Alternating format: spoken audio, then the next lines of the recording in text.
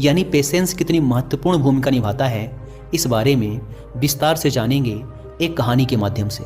एक बार एक व्यक्ति एक महात्मा जी के पास जाता है और उनसे कहता है, मुनिवर, मेरे साथ एक बहुत बड़ी समस्या है कि मैं किसी एक लक्ष्य पर लंबे समय तक टिक ही नहीं पाता हूँ। मैं अक्सर उत्साह में आकर अपने लिए कोई एक लक्ष्य निर्धारित कर लेता हूँ और कुछ समय तक उस पर काम भी करता हूँ, लेकिन कुछ समय पश्चात जब मुझे मनचाहे परिणाम नहीं मिलते तो मेरा मन उस काम से ऊबने लगता है, भटकने लगता है।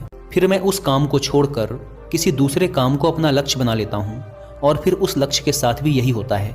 जब मुझे उसमें भी अपने मनचाहे परिणाम नहीं मिलते तो मैं उसे भी छोड़ देता हूँ और किसी तीसरे काम को अपना लक्ष्य बना लेता हूँ। और सालों से मेरे साथ यही होता आ रहा है। मुझे ये भी पता है कि अपने बार बार लक्ष्य बदलने की आदत की वजह से ही मैं आज तक किसी भी काम में सफल नहीं हो पाया हूँ। लेकिन मैं क्या करूं? बहुत प्रयास करने के बाद भी मैं अपनी इस आदत को छोड़ नहीं पा रहा हूं। मुनिवर, मैं आपके पास बड़ी उम्मीद लेकर आया हूं। कृपया मुझे कोई ऐसा तरीका बताएं जिससे मैं अपनी इस आदत को छोड़कर एक लक्ष्य पर तब तक टिका रह सकूं जब तक मैं उस लक्ष्य को हासिल न कर लूं।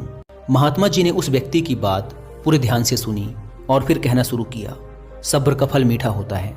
ये प्रसिद्ध मुहावरा तो तुमने सुना ही होगा, जिसका अर्थ है धैर्य के साथ काम करने से परिणाम अच्छे मिलते हैं। लेकिन ये जरूरी तो नहीं कि परिणाम हर बार हमारी उम्मीद के अनुसार और अच्छे ही हों। बहुत बार ऐसा होता है कि हमारी सारी कोशिशों के बावजूद कुछ न कुछ कमी रह जाती है और परिणाम हमारी उम्मीदों को पूरा नहीं करता। ऐसी स्थिति में ज़्यादातर लोग अपना धैर्य खो देते हैं, जबकि ऐसे समय में ही इंसान के धैर्य की असली परख होती है। सब्र का टूट जाना अक्सर एक आम बात है और ये तब होता है जब चीज़ें उतनी जल्दी नहीं होती जितना हम चाहते हैं। लेकिन यह आदत आम बात तभी तक है जब एक निश्चित समय के लिए हो और इससे होने वाले नुकसान कम हो। बार बार और जल्दी जल्दी अपने धैर्य को खोना हमें शारीरिक और मानसिक रूप से नुकसान पहुंचाता है। साथ ही यह हमारे सामाजिक जीवन को भी बर्बाद कर सकता है, क्योंकि बार बार अपना सब्र खोने से लोगों का हम पर से विश्वास पूरी तरह खत्म हो जाता है। जाहिर सी बात है, ऐसी मानसिकता के साथ तुम अपने लक्ष्य पर केंद्रित कैसे रह पाओगे? और आज के इस भाग दौड़ भरी जिंदगी में जहां मन को भटकाने वाली इतनी सारी चीजें हैं, ऐसी स्थिति में लंबे समय तक किसी एक काम पर अपने ध्यान को लगाए रख पाना मुश्किल होता जा रहा है। तो फिर इसका समाधान क्या है? इसका समाधान है मन को शांत रखने का प्रयास और जागरूकता का अभ्यास करना। जागरूकता यानी मन को वर्तमान में स्थिर और केंद्रित रखना। वर्तमान में जो कुछ भी हो रहा है उसमें डूब जाना, खो जाना, लीन हो जाना ही जागरूकता है, ध्यान है। इसमें अतीत या भविष्य से ध्यान हटाकर पूरी तरह वर्तमान में रहना होता है और तुम जो कुछ भी कर रहे हो उसे पूरी तरह से महसूस करना है। यह एक ऐसा अभ्यास है जिसे नियमित रूप से करने से तुम इसे जिंदगी के हर पहलू में लागू कर सकते हो। जागरूकता और ध्यान का अभ्यास करने के कई गजब के शारीरिक और मानसिक फायदे होते हैं। जैसे इसके नियमित अभ्यास से अच्छी नींद आती है, तनाव कम होता है, इंसान पूरे दिन हल्का और खुश महसूस करता है, साथ ही मन शांत रहता है और एकाग्रता भी बढ़ती है, जिससे लोग अपने काम पर अच्छे से ध्यान दे पाते हैं। ध्यान और जागरूकता का महत्व और इसके फायदों के बारे में जानने के बाद अब अगला प्रश्न उठता है कि जागरूकता का अभ्यास कैसे करना है और कौन सी जरूरी बातों का ध्यान रखना है। तो सबसे पहले तुम्हें एक मजबूत इरादा बनाना चाहिए और इसके फायदों को ध्यान में रखते हुए तुम्हें यह अच्छे से पता होना चाहिए कि तुम जागरूकता या ध्यान का अभ्यास क्यों करना चाहते हो। जब इसके पीछे कोई मजबूत कारण होगा तभी तुम इस अभ्यास को लंबे समय तक कर पाओगे। जैसे किसी के लिए ये कारण अपना तनाव कम करना हो सकता है, तो कुछ लोगों के लिए अच्छी नींद आना। तो सबसे पहले तुम्हें यह तय करना है कि ध्यान या जागरूकता के अभ्यास के पीछे का तुम्हारा अपना कारण क्या है। अब जब तुमने तय कर लिया कि तुम्हें अभ्यास क्यों करना है, तो सबसे पहले तुम्हें अपने अतीत और भविष्य के फालतू विचारों को बाहर का रास्ता दिखाना है। तुम्हें यह पता होना चाहिए कि तुम्हारी ऊर्जा अतीत के लिए पश्चाताप या भविष्य की चिंता करने के लिए नहीं है, बल्कि अपने वर्तमान पर ध्यान देकर अपने जीवन को एक नई दिशा देने के लिए है। तुम्हें अपने आज के लक्ष्यों पर ध्यान देकर अपने भविष्य की बागडोर अपने हाथों में लेनी है। अब यहाँ जागरूकता के अभ्यास में दूसरी बात आती है ध्यान देने की, यानी खुद को एकाग्रचित करने की। और इसके कई तरीके हैं। पहला, तुम किसी शांत जगह पर आरामदायक स्थिति में बैठ जाओ और अपनी आती जाती सांसों पर ध्यान दो कि कैसे सांस तुम्हारी नाक से तुम्हारे शरीर के अंदर जा रही है और फिर कैसे बाहर निकल रही है। सारा ध्यान सिर्फ इसी पर लगाना है। दूसरा तरीका है कि तुम शांति से बैठकर अपने मन में चलने वाले विचारों पर ध्यान दे सकते हो। तुम्हें मन में चल रहे विचारों को सिर्फ देखना है, किसी भी विचार को पकड़ना नहीं है। विचार आएंगे और गायब हो जाएंगे, तुम्हें बस देखना है। सड़क के किनारे बैठे उस आदमी की तरह जो वहाँ से आते जाते राहगीरों को देख रहा है लेकिन किसी को रोक नहीं रहा। या कुछ लोग अपने भगवान या मंत्रों का जाप भी करते हैं। जिसका जहाँ मन लगे या जिसके लिए जो तरीका काम करे सभी सही हैं, पर यहाँ सबसे महत्वपूर्ण बात है ध्यान देने की, एकाग्रचित रहने की, फिर चाहे वो किसी भी तरीके से हो। इसी तरह जागरूकता का अभ्यास करने का एक और ज़बरदस्त तरीका है, और वो है अभी वर्तमान में तुम्हारे आसपास जो कुछ भी हो रहा है उस पर ध्यान देना। जैसे किसी चीज़ की आवाज़, सुगंध, हवा, या फिर तुम कहीं चल रहे हो तो उसके आसपास की हर एक चीज़ पर बारीकी से ध्यान दो। ऐसे ही अगर कुछ खा रहे हो तो उसका स्वाद, आकार, रंग, सुगंध, हर एक चीज़ को देखते और महसूस करते हुए उसे खाना। इस तरह अपनी सारी इंद्रियों की मदद से जागरूकता का अभ्यास बड़े ही शानदार तरीके से किया जा सकता है। इसमें अलग से किसी शांत जगह जाने की ज़रूरत नहीं, बल्कि जो कुछ भी तुम कर रहे हो बस उसे महसूस करना है।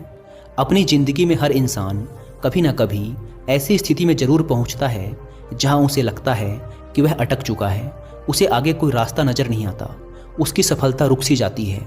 असल में हम कितनी ही सटीक योजना क्यों न बना लें, कुछ बाहरी परिस्थितियां हमारे हाथ में नहीं होती, या फिर कभी हम अपनी क्षमताओं का सही अनुमान नहीं लगा पाते और ऐसे लक्ष्य तय कर लेते हैं जो उस समय हमारे लिए हासिल कर पाना लगभग असंभव होता है। तो ऐसी स्थिति में सब कुछ छोड़ देने का मन करता है।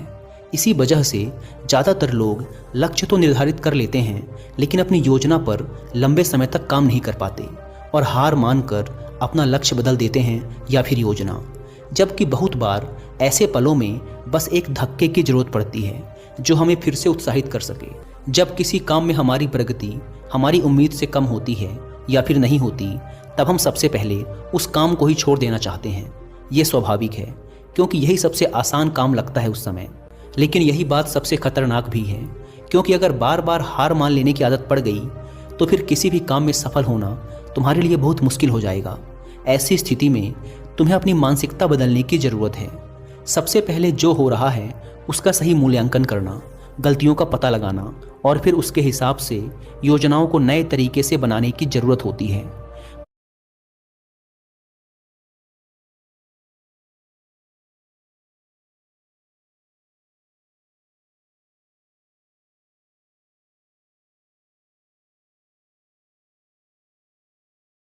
आजकल इंडिया में सब कर क्या रहे हैं? ग्रो कर रहे हैं। सारे ग्रो कर रहे हैं। भीड़ में खड़े खड़े। अगला स्टेशन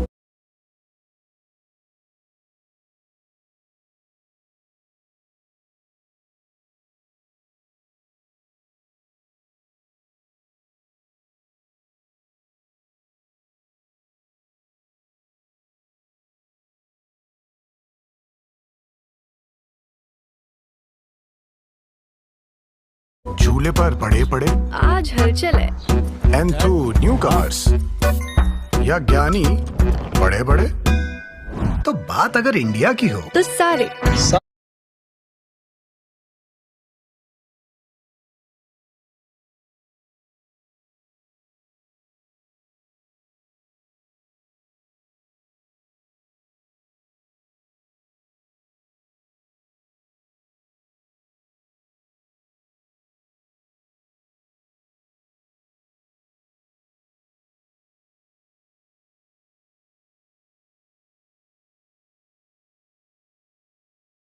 सारे कर रहे हैं ग्रो।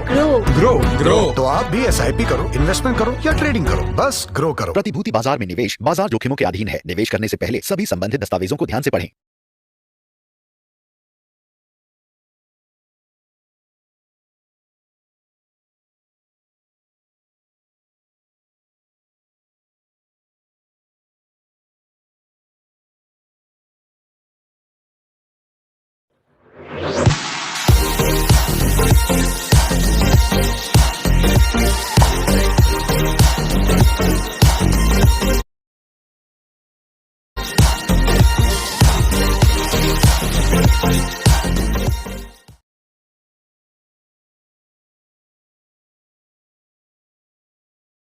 और फिर उसके हिसाब से योजनाओं को नए तरीके से बनाने की ज़रूरत होती है। भविष्य की चिंता छोड़कर वर्तमान के काम पर अपना ध्यान लगाना और मन लगाकर अपने काम को पूरी जागरूकता के साथ करना तुम्हें फिर से अंदर से उत्साह से भर देगा। तुम्हें इस बात को हमेशा याद रखना है कि मुश्किलें और असफलताएं भी जिंदगी का एक हिस्सा हैं। यह हमें कुछ नया सिखाते हैं और हमारे व्यक्तित्व निर्माण में महत्वपूर्ण भूमिका निभाते हैं। अपनी मानसिकता को एक नई सोच देकर तुम सफलता के बीच में आने वाली छोटी छोटी असफलताओं को एक मौके के रूप में देख सकते हो। तुम्हें अपने अंदर एक सकारात्मक मानसिकता विकसित करनी चाहिए जो भविष्य में आने वाली चुनौतियों के लिए तुम्हें मानसिक रूप से तैयार रखेगा। तुम अपने सोचने का नज़रिया बदलकर अपनी परिस्थितियां बदल सकते हो। हमेशा ऐसे लक्ष्य तय करो जो हासिल किए जा सकते हों। अक्सर असफलता या आगे न बढ़ पाने का एक बड़ा कारण ये भी होता है कि व्यक्ति खुद से ऐसी ऐसी उम्मीदें पाल लेता है जिसे पूरा कर पाना बहुत ही मुश्किल होता है और फिर वह जल्दी ही निराश और उदास हो जाता है। अगर तुमने समाज या घर वालों के दबाव में आकर कोई ऐसा लक्ष्य तय कर लिया जो ना तो वास्तविक है और ना ही पाने योग्य है, तो फिर तुम उसे पाने के लिए चाहे कितनी ही अच्छी योजना बना लो, सफलता मिलने की संभावना बहुत ही कम होगी। हम अपने आसपास देखते हैं कि लोग सालों साल अवास्तविक लक्ष्य बनाकर उसके पीछे बर्बाद कर देते हैं और आखिरकार एक दिन थक कर हार मान लेते हैं। जबकि अगर सही योजना और कड़ी मेहनत के बाद भी तुम्हें उचित परिणाम नहीं मिल रहे हैं, तो फिर तुम्हें अपने लक्ष्य में कुछ बदलाव करने की ज़रूरत है और ऐसा करने से तुम किसी से कमतर नहीं हो जाते। हम सब अलग हैं, हमारे अंदर अलग अलग विशेषताएं हैं, हमारी सोच अलग है, हमारी परिस्थितियां अलग थी, हमारे सपने अलग हैं। इसीलिए किसी की देखा देखी, किसी की नकल ना करके, किसी के दबाव में ना आकर तुम अपने लिए वो लक्ष्य बनाओ जो तुम्हारे लिए सबसे सही हो। तभी तुम अपना सर्वश्रेष्ठ प्रदर्शन कर सकते हो और इसमें सफल होने की सबसे ज़्यादा संभावना भी है। जब लोगों को उम्मीद के अनुसार परिणाम नहीं मिलते तो वो भूल जाते हैं कि उन्होंने ये लक्ष्य क्यों बनाया था। अपने लक्ष्य हासिल करने के लिए जब हम योजना बनाते हैं तो इसके पीछे दो प्रमुख कारण होते हैं, एक आंतरिक और दूसरा बाहरी। जब किसी भी काम में प्रगति धीमी पड़ जाए या तुम्हारा आगे उस काम को करने का मन ना करे या फिर तुम हार मान लो कि अब मुझसे नहीं होगा, ऐसी स्थिति में तुम्हें अपने क्यों को याद करना है कि तुमने ये लक्ष्य क्यों बनाया था। खुद को याद दिलाना है कि अगर तुम हार मान लोगे तो इससे तुम्हारे अपने और तुमसे जुड़े लोगों के जीवन पर क्या प्रभाव पड़ेगा।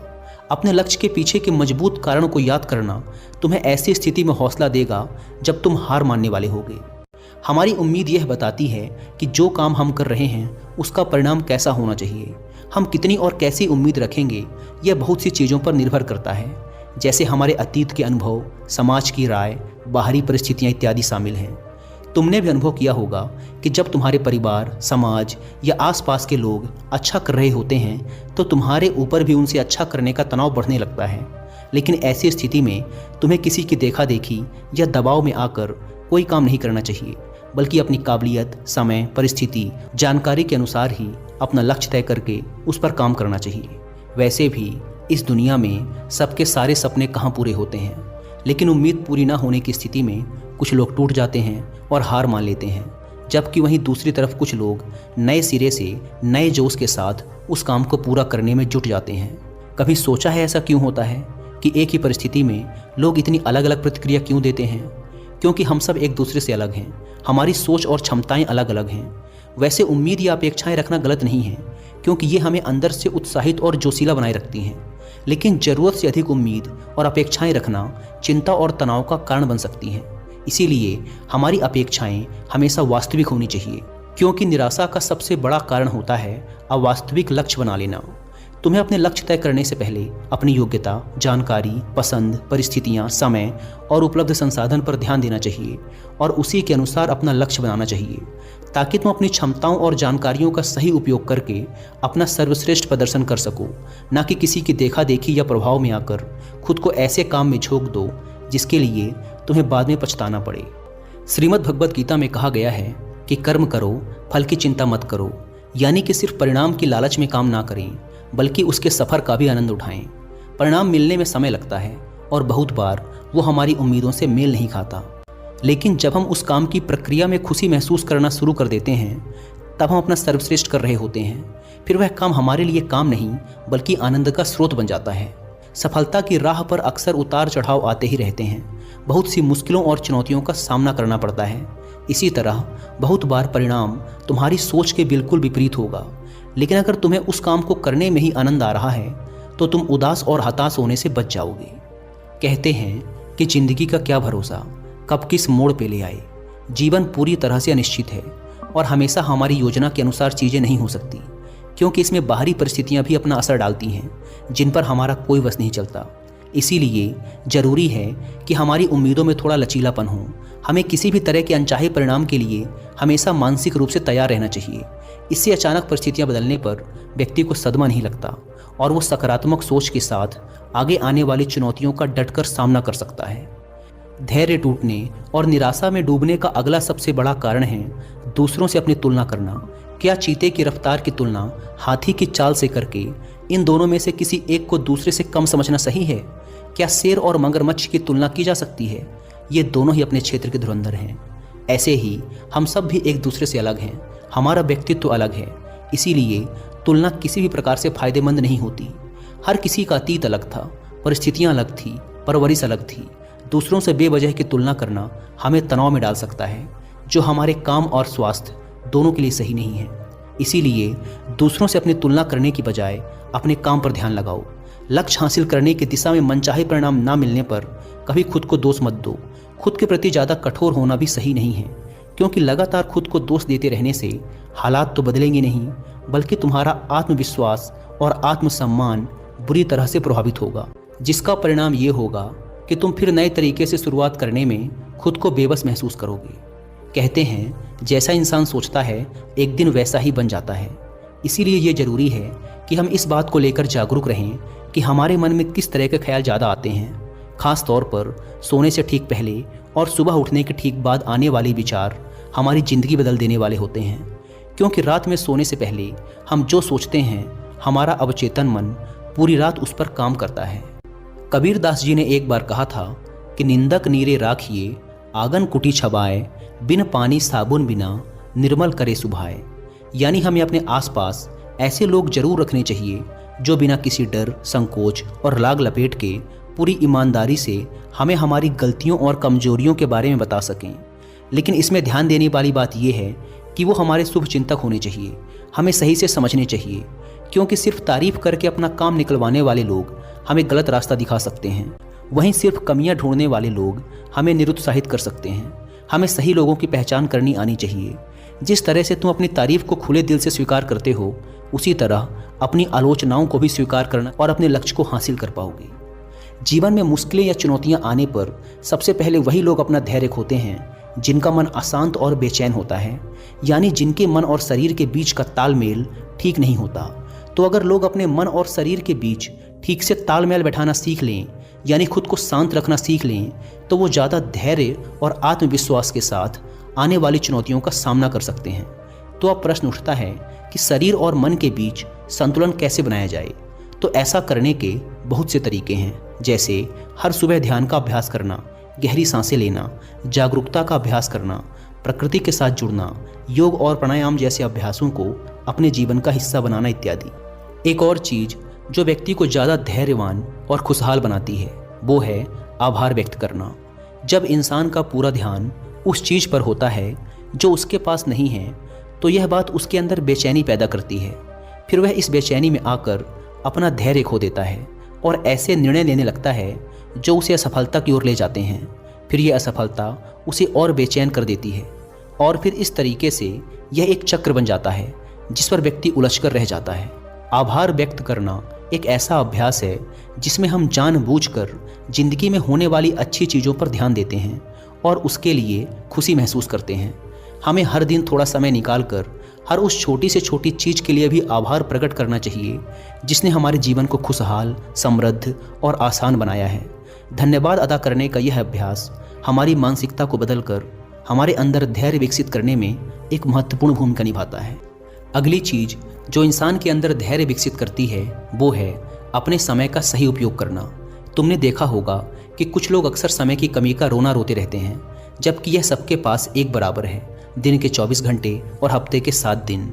इसी समय का सही उपयोग करके कुछ लोग बहुत बड़ी सफलता हासिल कर लेते हैं, तो कुछ लोग ठीक से अपने दिन का काम भी खत्म नहीं कर पाते। इन दोनों ही प्रकार के लोगों में सिर्फ एक ही फर्क है और वो है अपने समय का सही उपयोग करना। समय का सही उपयोग करने की दिशा में पहला कदम है अपनी प्राथमिकताएं तय करना, यानी उन कामों को निश्चित करना जो हमारे लिए सबसे ज़्यादा ज़रूरी हैं। फिर उन्हें पूरा करने की योजना बनाकर एक समय सीमा तय करना।